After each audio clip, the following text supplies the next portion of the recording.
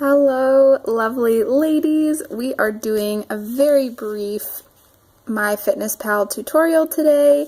If you already have the app, you know what it looks like. If you do not, just type in MyFitnessPal into your Google Play or the App Store, and you're going to download it. You're going to click on MyFitnessPal.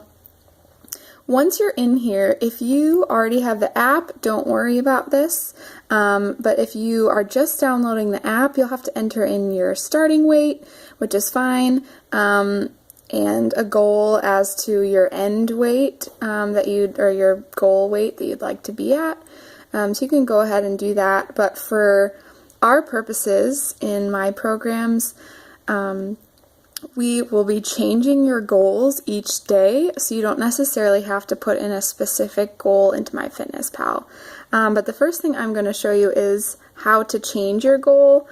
So for today, for example, is a low carb day, and we are going to click on More and click on Goals. And then down towards the bottom there, we're going to click on Calorie and Macronutrient Goals. So our calorie goals for low carb days are to stay between 1,400 and 1,600 calories. I just enter in 1,500 because you can't put in a range here. And then our macro breakout for low carb day is very little carbs, 10% carbs, 40% protein, and 50% healthy fats. And so that's how you change that. If you need to change it, let's say it's a training day, we'll click on one of those and we can change the percentages here. Obviously, if you alter and increase carbs, you have to lower something else. So if we increased carbs to 50 and lowered protein and fats to 25 each, we hit 100%, and that's what training days look like. So that's the tutorial on how to change your goals, and then you can click OK. It will change them for you, and then you will go in and log in your food. So today I've already entered a couple things, but we're going to go back to diary here at the bottom, and we're going to click on add food. So for my first meal, I had ground beef, red onion, goat cheese, cabbage, and olive oil. So I had beef burgers and roasted cabbage.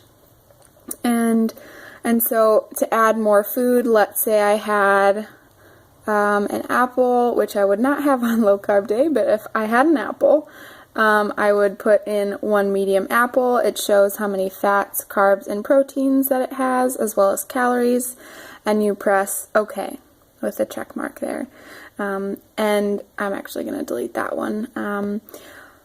But if you click up on the banner there, this will show you the breakdown of what kind of nutrients you've eaten throughout the day. This is extremely important, and here the goals are laid out for you, obviously.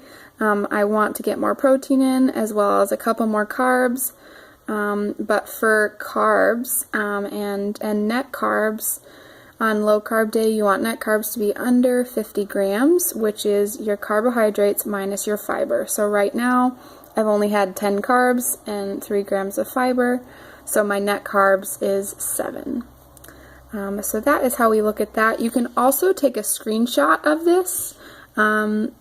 With iPhones, you press the start button and the power button at the same time. This is the screen that I would like you to post every evening once you've logged all your food. This is how I will advise you on nutrition and give you pointers as to what you may need more of or less of. And then the last thing I would like to chat about is, I think that's it actually. So at the end of the day, you're going to take a screenshot of this. You can also look at your macro breakout with what percentages you actually ate throughout the day. But this is the screen that I'd like you to screenshot to post every day.